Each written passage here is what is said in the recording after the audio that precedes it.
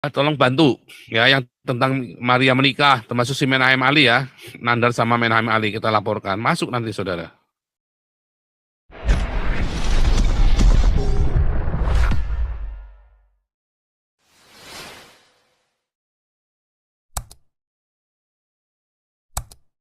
Ngerti ya? Saya nggak main-main ya. Raja Uti silakan. Shalom Pastor, Ya, Pesmono, shalom. ya. Ya. Ini topiknya memang menarik ya hari ini Lagi yang panas ini kita karena bahas. Cilegon segala macam ini kan lagi diganggu lagi kan. Iya, Cilegon itu gereja HKBP yang kemarin yang sempat kita mau bantu Iya, itu dipasangin batu bata Pak di depan pintu masuknya. Jadi apa namanya material-material yang sudah untuk masuk bandel sih. membangun nggak Udah bisa kita gitu. bandel soalnya para Jauti kita udah bilangin. Kamu kita ajak, yuk kita bikin kebaktian di depan kedutaan. Tapi dia kan, oh dia percaya sama Menteri Agama katanya kan. Menteri Agama, Menteri Agama itu mudik. Kok kamu percaya? Hasilnya apa coba si Menteri Agama itu? Hasilnya apa coba si Gus Yakut itu? Di sana tuh. Nggak ada kan? Nggak ada hasilnya Gus Yakut Nah, itu. itulah Pak, makanya ya sedih juga sih ngelihatnya ya. Artinya sepertinya itu sudah struktur gitu, disuruh materialnya dikirim, batu batanya dipasang, ada yang kayak menggerakkan gitu Pak Paul. Yang Masa menggerakkannya masih bisa? itulah, yang menggerakkannya Itu Cilegon kan dia. basisnya itu. Ya itulah Pak Paul, makanya kan kemarin kan mereka sudah percaya sekali bahwa akan bisa membangun gereja yang pertama di Cilegon. Karena kan sekarang kan memang agak sulit ya untuk kebaktian ya. Kadang-kadang ya harus jalan jauh gitu kemana. Iya, ini ya kenyataannya yang begini. Inilah hasilnya gitu. Mau dibilang apa? Kita negara Pancasila ya. Inilah hasilnya Pak Paul. Jadi persamaan untuk seluruh warga negara itu persamaan hak, apalagi hak asasi manusia, masuk kebebasan beragama dan beribadah menurut agama dan kepercayaan masing-masingnya tidak terwujud dari apa yang kita lihat ini. Sulit, Gitu nggak Pak bisa, Paul. sulit. Karena Itulah. keadilan itu harus kita rebut, bukan bukan turun dari langit surga begitu kayak kayak peleknya burung. Ya, begitu Pak. Orang-orang Kristen ini juga pada umumnya kalau kita misalkan mau membuat suatu ya inilah upaya untuk memperjuangkan nasib sendiri, lalu mereka bilang doa saja Pak udah cukup gitu, nanti Tuhan akan membela kita gitu. Nah itulah kata-kata yang seperti itulah bertahun-tahun terjadi Pak Paul, dari dulu sampai sekarang. Tapi apakah ada perbuatan dengan itu? Nggak ada Pak Paul. Jadi artinya suatu bangsa tidak akan bisa merubah nasibnya tanpa dia harus berjuang Pak untuk itu gitu, harus diperjuangkan. Nggak bisa cuma cukup berdoa saja gitu Pak Paul. Itu yang pertama. Terus kedua mengenai tadi apa itu pasal 156 itu. Saya lihat beberapa channel-channel nasionalis yang buzzer-buzzer ini saya lihat waduh euforia kegembiraan bahwa ini dengan dihapusnya ini maka akan terjamin apa namanya kebebasan bagi seluruh warga negara. Tapi mereka nggak lihat sebenarnya esensinya dengan pasal 302 tadi yang Pak Paul tunjukkan itu sama sebenarnya Pak Paul. Bahkan yang 302 itu hukumannya nggak terlalu jelas dicantumkan seberapa lama kan gitu ya Pak ya. Jangan-jangan bisa lebih berat Pak. Pak nanti dicek lagi hukumannya berapa tahun Pak. Mungkin saya tadi kurang jelas melihatnya. Yang pasal 302. Kemudian masalah bukan hanya soal bukan hanya bisa dituntut dengan pasal 156A, tapi juga bisa dituntut dengan pasal yang tahun 1946 itu Pak, pasal kebohongan publik itu yang 10 tahun yang kemarin dikenakan kepada MKC itu ya. Nah, kemudian jangan lupa masih ada undang-undang ITE Pak Paul. Lebih berat hukumannya kadang-kadang. Undang-undang ITE bukan hanya kita bicara soal teknologi elektronik, bahkan bisa dibawa ke ranah penistaan agama juga. Andaikan suatu situasinya seperti itu. Nah, itu yang sering terjadi, Pak. Nah, jadi ya kalau dikatakan apakah ini sebuah utopia, kita kan mengharapkan begini Pak Paul, equality before the law. Jadi setiap warga negara itu bersamaan kedudukannya di dalam hukum dan pemerintahan ya. Itu yang kita pelajari dari sejak kita sampai sekarang ini. Tapi ya dalam hal ini juga kita lihat pasal 156 itu bukan masalah misalnya terlalu kejam atau misalnya terlalu menindas, bukan itu Pak. Sekarang penerapannya itu adalah apakah dia berlaku adil bagi semua golongan gitu. Enforcement-nya itu jangan hanya tajam kepada kelompok tertentu, tetapi kepada kelompok yang lain yang lebih besar dia malah tumpul gitu Pak Paul. Itu persoalannya, bukan masalah harus ganti pasal sebetulnya kalau menurut saya gitu. Itu terus kemudian masalah Galarua ya. Ya Galarua sebenarnya sih kalau ngelihat yang harus dikerjakan ya sangat banyak sebetulnya. Istilahnya tangan cuma 2 tapi pekerjaan begitu banyaknya Pak Paul. Masuk ya sekarang ini ya, yang kemarin yang terakhir saya dengar istrinya anak Batak itu sampai menghubungi ya apa namanya salah seorang Galarua untuk ini ya ngurus Galarua untuk ini. Tapi ya harus jelas dulu Pak Paul. Jangan nanti istilahnya begini, seperti yang Pak Paul bilang tadi, jangan-jangan dia menghubungi cuma mau minta uang bulanan aja Pak Paul, ya nggak seperti itu juga cara kerja kita kan? Ya itu satu, dan jangan-jangan di belakangnya itu nanti wak donatur juga gitu. Lembu yang punya susu, kambing yang punya nama Pak Paul gitu. Itu dia. Hati-hati dengan yang begitu. Nah, jangan-jangan nanti kembangannya Galarua buat bikin kolam renang lagi Pak Paul, lebih ngeri lagi nanti. Tahu-tahu udah pindah jadi bikin kolam renang atau jadi finishing rumah anak terong. Parah lagi malah buat modal kerja bikin mati pijat. Nah itu dia Pak, makanya ya harus ini juga lah, harus hati-hati juga gitu ya. Nah jadi memang kalau saya lihat ini di satu sisi ada yang menderita akibat pasal-pasal hukum tentang penistaan agama ini juga. Tapi ada juga Pak Paul, ada yang bergembira ria Pak, yaitu mafia-mafia yang mengambil keuntungan dari ini, dari donasi orang-orang yang sedang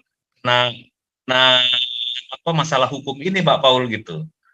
Jadi jangan sampai nanti Galarua dimanfaatkan sama mereka gitu. Untuk ini, untuk jadi apa? Jadi perahannya mereka gitu, mau ngambil uangnya Galarua. Dengan mengatasnamakan apa ya namanya ya prihatin, kasihan, harus bela yang ini yang sedang menderita gitu ya.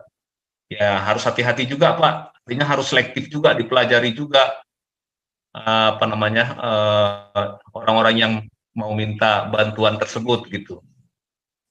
Mengenai itu Pak GP, Kasia Pelo ya memang ya kasihan juga Pak. Tapi memang mungkin Pak Paul masih ingat beberapa bulan lalu saya sempat WA ke Pak Paul pagi-pagi kan. Ini bakal ditangkapnya orang, saya bilang gitu Pak. Masih ingat nggak Pak Paul itu? Iya, malah saya udah bilang udah ditangkap tadi malam saya bilang begitu. Ya, itu yang anak Batak, beda lagi ya, itu anak Batak ya.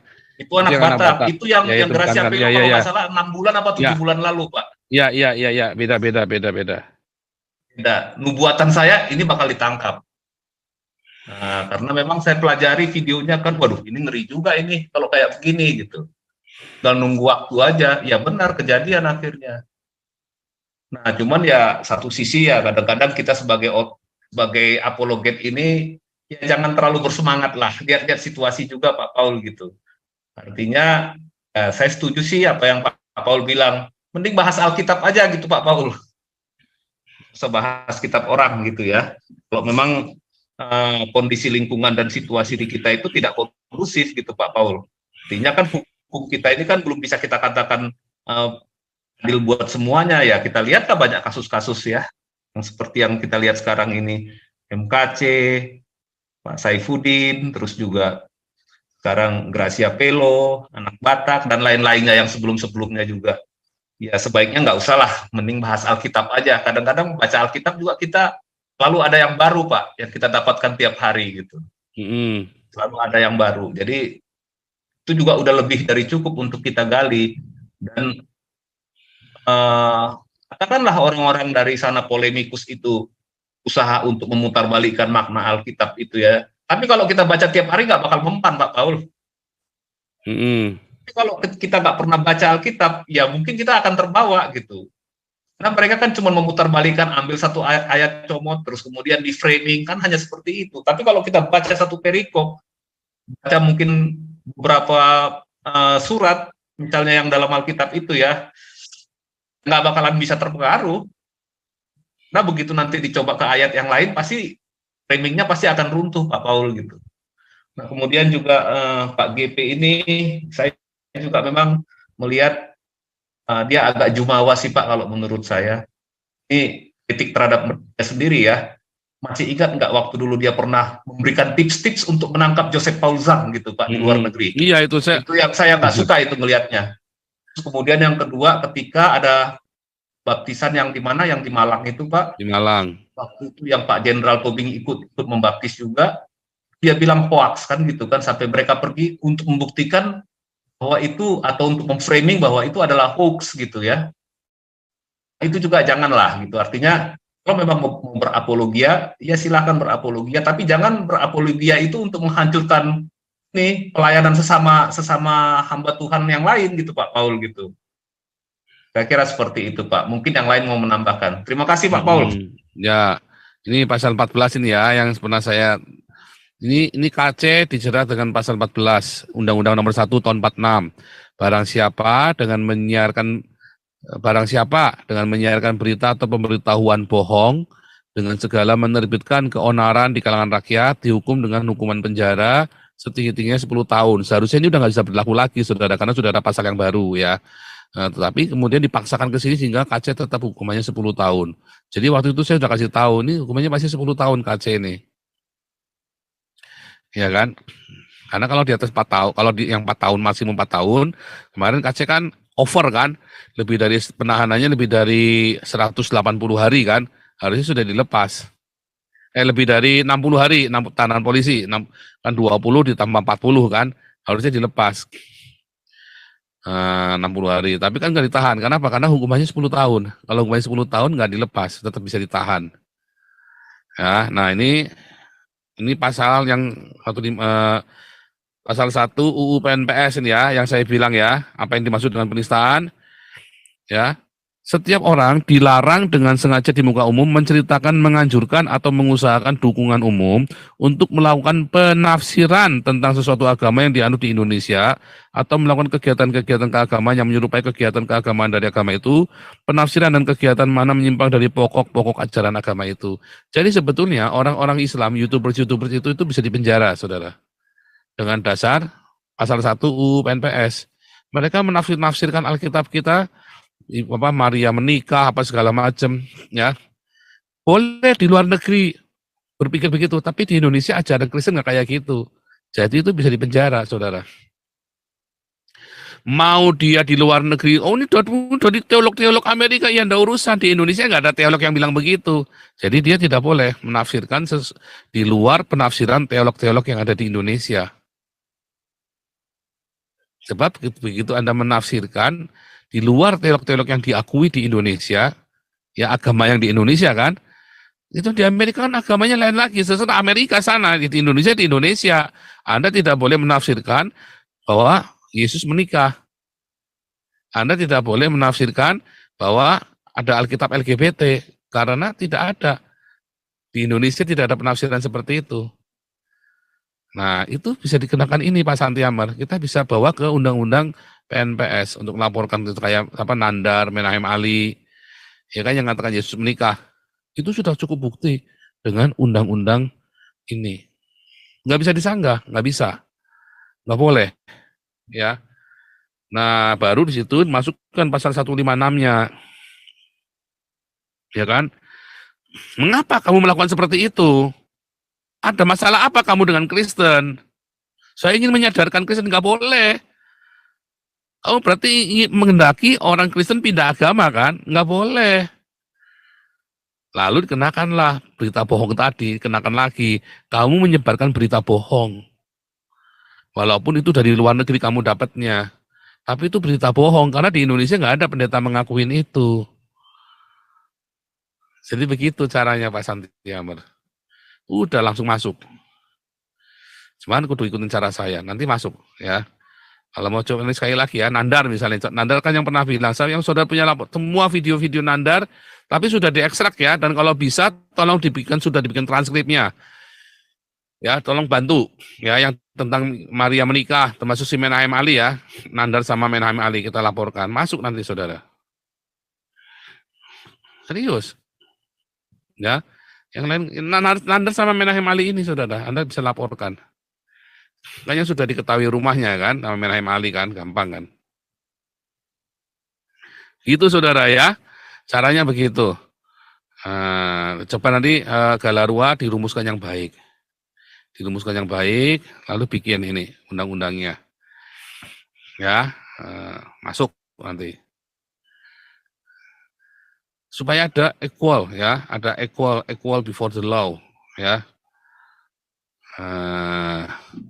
Lanjut ini Anjas, silakan Anjas.